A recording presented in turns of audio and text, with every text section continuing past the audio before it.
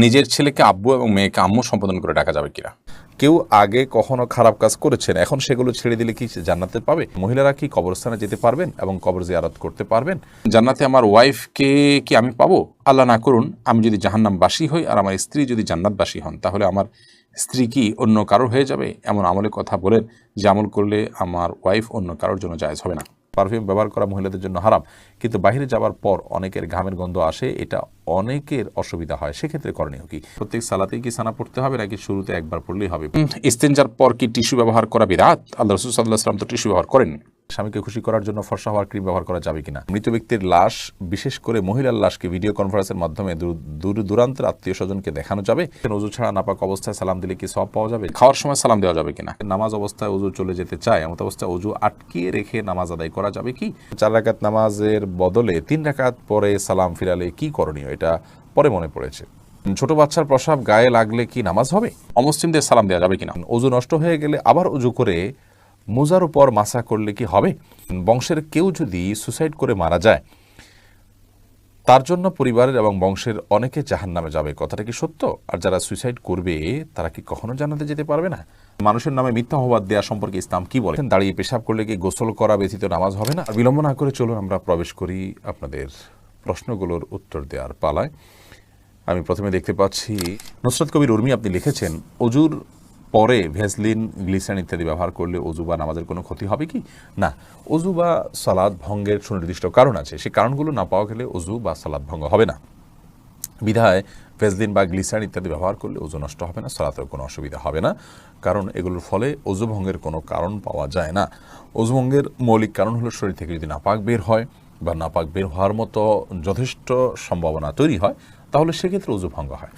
এছাড়া সাধারণত অজু ভঙ্গ হয় না। অতএব ভ্যাসলিন, গ্লিসারিন ইত্যাদি আপনি ব্যবহার করেছেন, কোনো নাপাক বের হয়নি আপনার শরীর থেকে, বিধায় অজু ভঙ্গ হবে না। আবির হোসেন, আপনি লিখেছেন জান্নাতে আমার ওয়াইফকে কি আমি পাবো? আল্লাহ না করুন, আমি যদি জাহান্নামবাসী হই আর আমার স্ত্রী যদি জান্নাতবাসী হন, তাহলে আমার স্ত্রী কি অন্য কারোর হয়ে যাবে? এমন আমলের কথা বলেন যে আমল করলে আমার ওয়াইফ অন্য কারোর জন্য জায়েজ হবে না। দেখুন ভাই আবির, স্বামী স্ত্রী পরস্পরের প্রতি ভালোবাসা থেকে আমরা এই ধরনের প্রশ্ন করে থাকি, কিন্তু আমাদের মনে রাখতে হবে যে এই দুনিয়ার ভালোবাসা, এই দুনিয়ার মমতা, এগুলো আমাদের এখন অনেক বড় মনে হচ্ছে আমাদের কাছে। কিয়ামত সম্পর্কে আল্লাহ তাআলা বলেছেন যে ইন্না জালজালাতাস সাআতি শাইউন আযীম ইয়াওমা তারাউনাহা তাযহালু কুল্লু মুরজিআতিন আম্মা আরদাআত।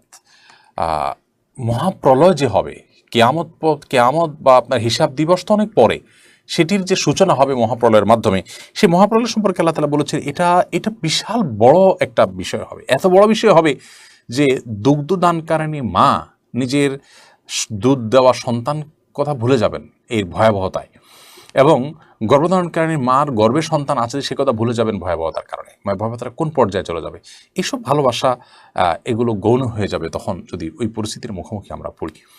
তো সেজন্য আমরা ওই পরিস্থিতির কথা আঁচ করতে না পারার কারণে আমাদের কাছে আমাদের ভালোবাসাটা বড় হচ্ছে বা বড় করে আমরা দেখছি। এই কথা বলার উদ্দেশ্য হলো যে আমরা যারা চিন্তা করছি যে একসাথে থাকার ব্যবস্থা হোক, সেটা আমরা করি, তো এর চাইতে বেশি আমাদের চিন্তা করা উচিত যেন আমি জাহান্নামে না যাই। আমার আল্লাহ না করুক জাহান্নামের ফয়সালা যদি হয়, তাহলে সেক্ষেত্রে একসাথে থাকা না থাকা এগুলো আমার মাথায় আসবে না, এগুলোর চেয়ে অনেক বড় বিষয় ঘটে যাবে। বিধায় আমাদের চেষ্টা থাকা উচিত জান্নাতে যাওয়ার। আর হ্যাঁ, এটাই হলো একমাত্র উপায় যে আপনারা উভয় জান্নাতে যাওয়ার মতো কাজ অব্যাহতভাবে করতে থাকবেন, জাহান্নাম থেকে মুক্ত থাকার কাজগুলো করতে থাকবেন, অর্থাৎ উভয় যাতে জান্নাতে যান সেই চেষ্টা করতে থাকবেন। এটাই হলো একমাত্র আমল। এর মাধ্যমে ইনশাআল্লাহ বিদিনিল্লাহ আল্লাহ তাআলা আপনাদের উভয়কে সেখানে সম্মিলন ঘটাবেন। এর বাইরে স্বামী স্ত্রী একজন জাহান্নামে গেলে আরেকজন জান্নাতে গেলে তার কি হবে, তার অন্য কারোর হয়ে যাবেন কিনা তিনি, এ বিষয়ে কোরআন হাদিসে আলাদা করে কোনো কিছু বলা নেই। এর প্রকৃত স্বরূপ কি হবে সেটা একমাত্র আল্লাহ রাব্বুল আলামিন ভালো জানেন। আলামুল গায়বের বিষয়, অদৃশ্যের জগতের বিষয় কি হবে না হবে আমরা ধারণা করে কোনো কথা বলতে পারি না। তবে আল্লাহ রাব্বুল আলামিন যা ফয়সালা করবেন সেটাই হবে, এবং আমি যদি আল্লাহকে সন্তুষ্ট করে দুনিয়া থেকে যেতে চাই তো আমার চাওয়ার বাইরে কিছু হবে না ইনশাআল্লাহ তাআলা। ছোট বাচ্চার প্রসাব গায়ে লাগলে কি নামাজ হবে? ছোট বাচ্চার, ছোট শিশুর যে পেশাব, সেটাও কিন্তু বড়দের পেশাবের মতো নাপাক। অতএব সেটা যদি গায়ে বা কাপড়ে লাগে, যে জায়গায় লাগে সেটাকে ধুইতে হবে। পার্থক্য এতটুকু, যদি দুগ্ধপোষ্য ছেলে শিশু হয় তাহলে তার পেশাবের ছিটা যেহেতু অনেক বেশি ছড়ায় না কন্যা শিশুর তুলনায়, এজন্য তার পেশাবের উপর পানি ছিটা দিলে সেটা যথেষ্ট হয়ে যাবে। আর কন্যা শিশু যদি হয়, সেটা যেহেতু তার পেশাব যেহেতু একটু ছড়ানোর আশঙ্কা বেশি থাকে, এবং আরও নানা কারণে অনেক কারণ এবং রহস্য আছে যেগুলো আমরা জানি না, তো সেগুলোর ভিত্তিতে কন্যা শিশু হলে, সে দুগ্ধপোষ্য হলেও যে জায়গায় লাগবে তার পেশাব, সেই জায়গাটা কাপড়ের জাস্ট ওই অংশটুকু ধুয়ে নিলে পাক হয়ে যাবে। খোলাসা কথা হলো যে ছোট বাচ্চাদের পেশাব যদি কাপড়ে লাগে কিংবা শরীরে লাগে, সেটা নাপাক হবে, সেটাকে পাক করার চেষ্টা করতে হবে বড়দের পেশাব থেকে যেভাবে পাক করার চেষ্টা করা হয়। তবে হ্যাঁ, দুগ্ধপোষ্য যে দুধের উপরেই টিকে থাকে এরকম ছোট ছেলে শিশু হলে সেক্ষেত্রে পাকের পদ্ধতির ক্ষেত্রে কিছুটা শিথিলতা আছে, পানির ছিটা দিলে পাক হবে। তবে সেক্ষেত্রে ধুয়ে ফেলাটাই হলো সংশয় মুক্ত। বিশেষ করে আপনার অনেক সময় খুঁতখুঁতে স্বভাব থাকে অনেকের মধ্যে সন্দেহ থাকে, মনের প্রশান্তির জন্য পুরোটা ধুয়ে ফেললে সেটা অবশ্যই উত্তম এবং ভালো, কারণ পেশাব থেকে পরিচ্ছন্ন থাকা নির্দেশনা হাদিসে রয়েছে। সুলতানা রাজিয়া আপনি লিখেছেন, মহিলারা কি কবরস্থানে যেতে পারবেন এবং কবর জিয়ারত করতে পারবেন? মহিলারা কবরস্থানে যেতে পারবেন কি পারবেন না, এ বিষয়ে ফোকাহে একরামের মধ্যে একাধিক মত রয়েছে। অনেক ফোকাহে একরাম তথা জমহুর, বেশিরভাগ ফোকাহে একরামের মতে মেয়েরা কবরস্থানে যাবেন না, শুধু পুরুষরা কবরস্থানে যাবেন। জমহুর ফোকাহে একরামের দলিল হলো নবী করিম সাল্লাল্লাহু সাল্লামের সে হাদিস, যে হাদিসে বর্ণিত হয়েছে যে আন্না রাসূলুল্লাহ সাল্লাল্লাহু সাল্লাম লানা জাওয়ারাতুল কুবুর, ওই সমস্ত মেয়েদের প্রতি আল্লাহ তাআলা লানত বর্ষিত হয়, তারা কবর জিয়ারত করতেই থাকে। তিরমিজিতে হাদিসটি বর্ণিত হয়েছে। তো এই হাদিসের আলোকে মহিলাদেরকে কবর জিয়ারত করাটা ব্যাপারে জমহুর বা সংখ্যাগরিষ্ঠ ফোকাহে একরাম নিরুৎসাহিত করেছেন এবং মাকরুহ বলেছেন। এর আরও নানা কারণ তারা উল্লেখ করে থাকেন, যে তারা অনেক বেশি আবেগপ্রবণ হয়ে থাকেন, সেখানে ভেঙে পড়বেন, এবং তুলনামূলকভাবে পুরুষদের চাইতে আবেগপ্রবণ হওয়ার কারণে সেখানে অনভিপ্রেত কোনো পরিস্থিতির তৈরি হতে পারে। তাছাড়া কবরস্থানে গ্যাদারিং থাকে পুরুষদের অনেক বেশি, সেখানে তারা গেলে তাদের প্রাইভেসি লঙ্ঘন হতে পারে। এই জাতীয় আরও অনেক কারণের ভিত্তিতে মহিলাদের কবর জিয়ারতের ব্যাপারে জমহুর বা সংখ্যাগরিষ্ঠ উলামারা নিরুৎসাহিত করেন। ফোকাহে আহনাফ এর বিশুদ্ধ মত অনুযায়ী, ফতোয়া অনুযায়ী মেয়েরা কবর জিয়ারত করতে পারবে। পুরুষদের জন্য কবর জিয়ারত করা মুস্তাহাব, মেয়েদের জন্য কবর জিয়ারত করাটাকেও তারা মুস্তাহাব বলেন। এবং যে হাদিসে কবর জিয়ারতকারী নারীদের প্রতি লানত এবং অভিশাপের কথা বর্ণিত আছে, তার জবাবে তারা বলেন যে সেখানে আসলে হাদিসের ভাষ্যটা হলো জাওয়ারাতুল কুবুর, অর্থাৎ যারা কবরস্থান জিয়ারত করতেই থাকে, ওখানে পড়ে থাকে অনেক বেশি, তাদের প্রতি এই ভৎসনা এসেছে। কিন্তু মাঝে মধ্যে কবর জিয়ারতকারী যারা, তাদের জন্য এটি প্রযোজ্য নয়। অতএব কোনো নারী যদি নিজেকে নিয়ন্ত্রণ করতে পারেন, সেখানে গিয়ে তিনি ভেঙে পড়বেন না, কোনো অনভিপ্রেত পরিবেশ তৈরি হবে না, এরকমটি তিনি নিশ্চিত করতে পারেন, নিজের প্রতি সে আস্থা থাকে, তাহলে সেক্ষেত্রে তিনি সেটি করতে পারেন এবং কবর জিয়ারত করাতে অসুবিধা হবে না ইনশাআল্লাহ বিইذনিল্লাহ। এরপর আশিক রহমান আপনি লিখেছেন, মৃত ব্যক্তির লাশ, বিশেষ করে মহিলার লাশকে ভিডিও কনফারেন্সের মাধ্যমে দূর দূরান্তের আত্মীয় স্বজনকে দেখানো যাবে? মৃত ব্যক্তির লাশ যদি নিজের কোনো আত্মীয় স্বজনকে দেখান দূরের, আর মৃত ব্যক্তি মহিলা হয়, যাকে দেখাচ্ছেন তিনি যদি তার মাহারাম হয়, তাহলে দেখালে গুনাহ হবে না। তবে সেটাকে ভিডিও করে রাখা, ছবি তুলে রাখা অবশ্যই অনুচিত কাজ, কারণ মৃত্যুর পর মানুষের আকৃতিতে অনেক সময় পরিবর্তন হয়, কিছুটা বিকৃতি ঘটে থাকে।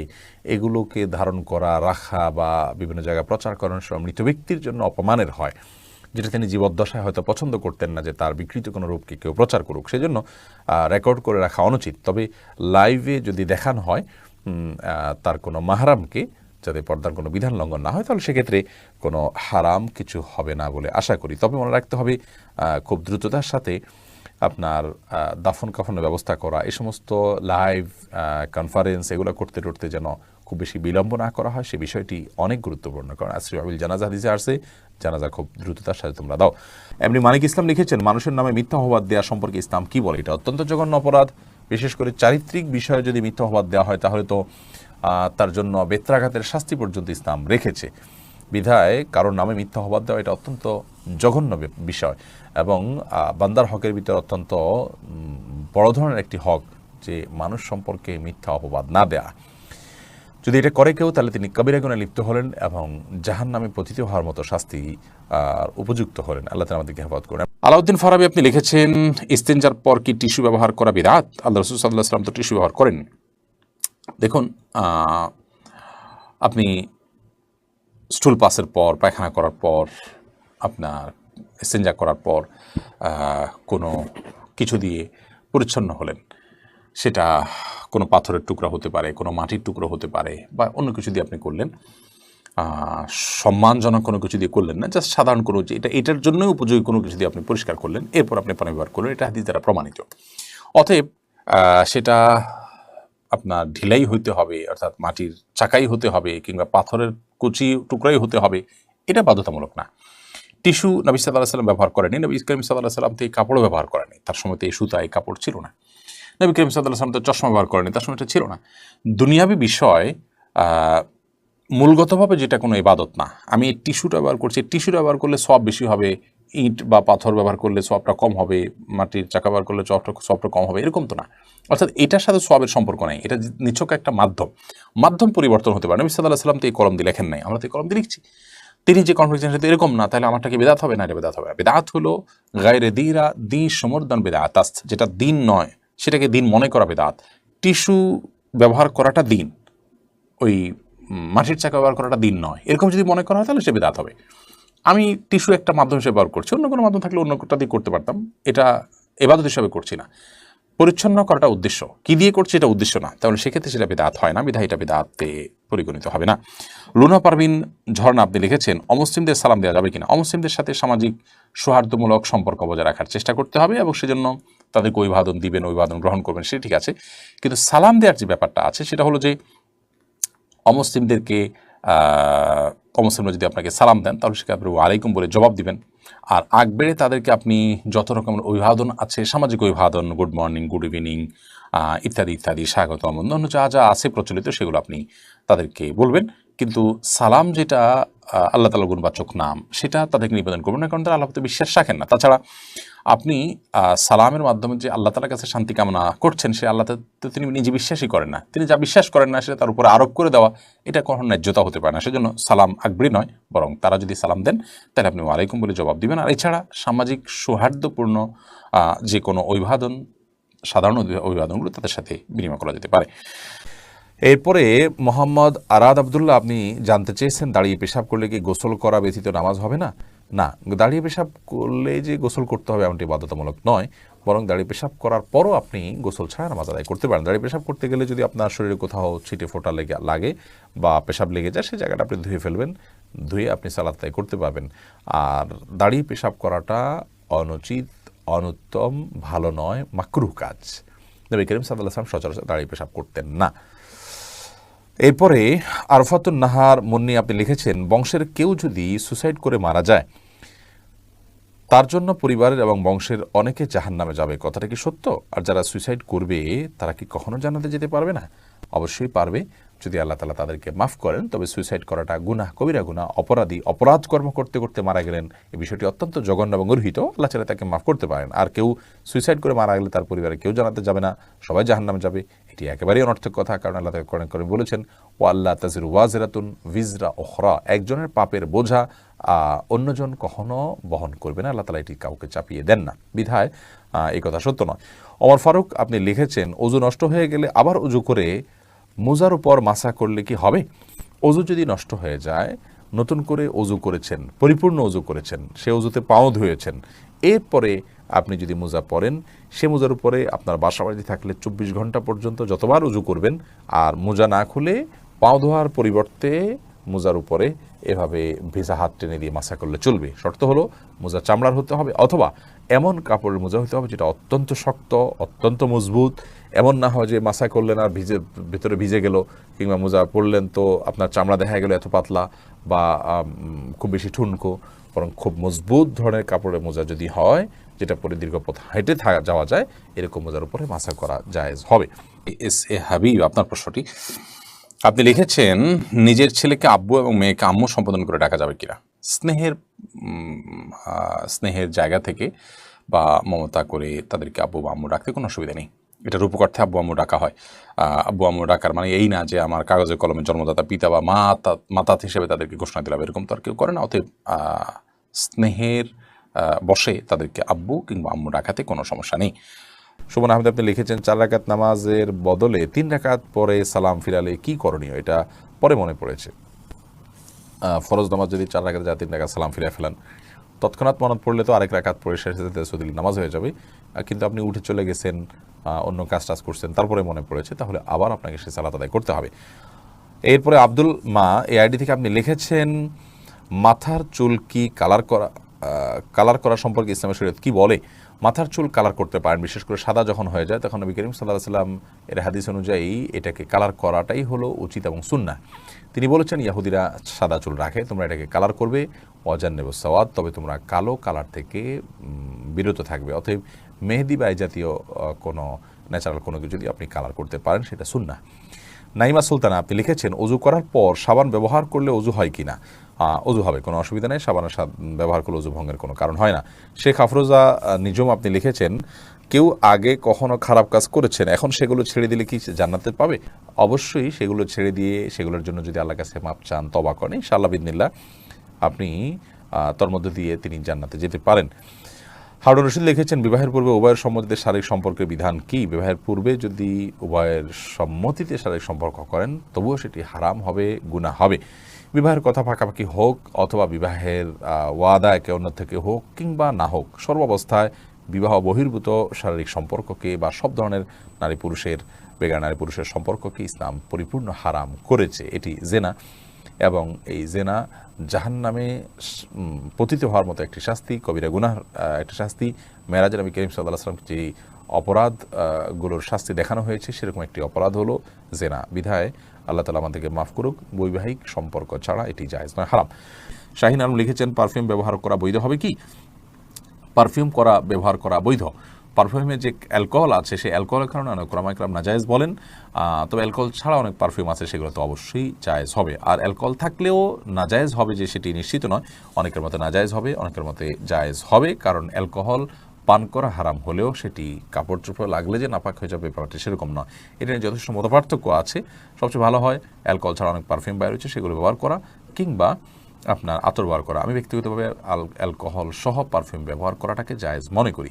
অ্যাঞ্জেল রুমি আপনি লিখেছেন, চোখে কাজল বা আইলাইনার ব্যবহার করে নামাজ পড়লে নামাজ হবে কিনা? নামাজ হয়ে যাবে।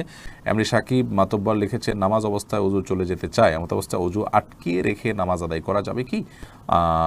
অবশ্যই আটকে রেখে আদায় করা যাবে, তবে স্বাভাবিক অবস্থায় অজু আটকিয়ে রেখে তারপরে ওই অজু দিয়ে নামাজ পড়া উচিত নয়। তবে নামাজের মধ্যে যদি আপনার অজু ভাঙার বা পেশাব পায়খানার বেগ হয়, তাহলে সে বা বায়ু নির্গত হওয়ার বেগ হয়, তাহলে সেটাকে আটকে রেখে সালাত কমপ্লিট করা যেতে পারে, যেহেতু সালাত কমপ্লিট করা আল্লাহর কর্তৃক নির্দেশিত। লাতুতুল্লাহ আমার আল্লাহ বলেছেন। বাশিরা খাতুন লিখেছেন, প্রত্যেক সালাতেই কি সানা পড়তে হবে নাকি শুরুতে একবার পড়লেই হবে? প্রত্যেক রাকাতে নয়, প্রত্যেক সালাতের শুরুতে প্রথম রাকাতে আপনি সানা পড়বেন। দোয়া ইস্তেফতা বলা হয় এটাকে, সালাত শুরুর দোয়া। আয়েশা আক্তার দারুদ্দোলান আপনি লিখেছেন, পারফিউম ব্যবহার করা মহিলাদের জন্য হারাম, কিন্তু বাইরে যাওয়ার পর অনেকের ঘামের গন্ধ আসে, এটা অনেকের অসুবিধা হয়, সেক্ষেত্রে করণীয় কি? তাহলে সেক্ষেত্রে ঘামের গন্ধ যাতে না আসে সেই পরিমাণ হালকা, যেটা দূরের অন্য কোনো মানুষের নাক পর্যন্ত যায় না, জাস্ট দুর্গন্ধ দূর করতে পারে, এইটুকু আপনি ব্যবহার করবেন। দিলেরিয়া আরিফ আপনি লিখেছেন, স্বামী যদি স্ত্রীকে লক্ষ্মী বলে ডাকে এতে কি গুনাহ হবে? না, এতে গুনাহ হবে না। তবে লক্ষ্মী এটা হিন্দুদের দেবতার নাম হওয়ার কারণে এইভাবে এটাতে না ডেকে এটা বোঝায় এরকম অন্য কোনো কিছুতে ডাকা ভালো। তাছাড়া কারোর প্রতি ভালো লক্ষণ আছে এসবগুলোর ভিত্তিতে অনেক সময় লক্ষ্মী বলা হয়। তো এই সমস্ত দৃষ্টিকোণ থেকে লক্ষ্মী বলা জায়েজ নয়।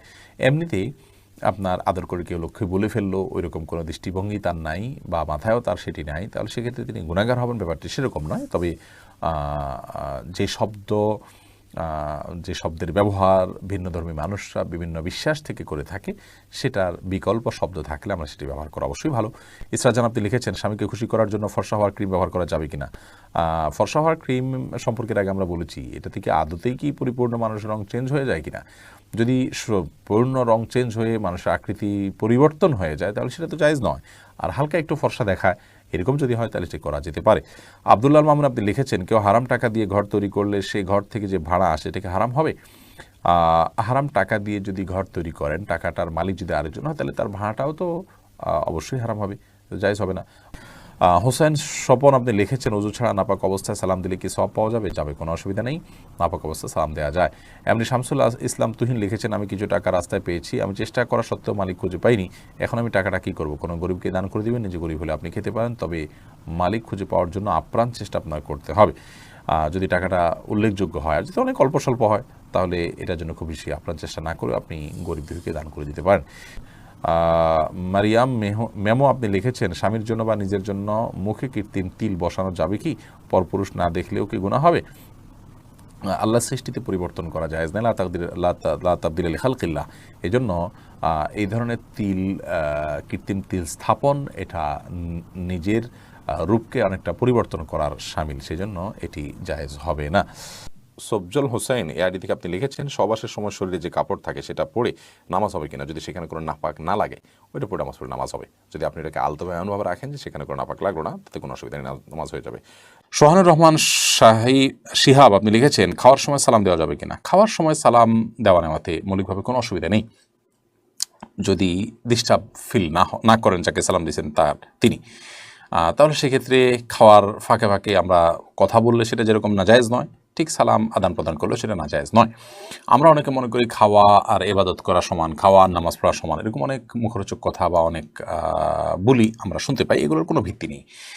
নামাজ এরকম কথা বলা যায় না, সালাম দেওয়া যায় না, খাওয়ার সময় এরকম কথা বলা যাবে না, বোবার মতো বসে খেতে হবে এবং সালাম দেওয়া যাবে না, এরকমটি আমরা অনেকে মনে করি, এটা সঠিক নয়।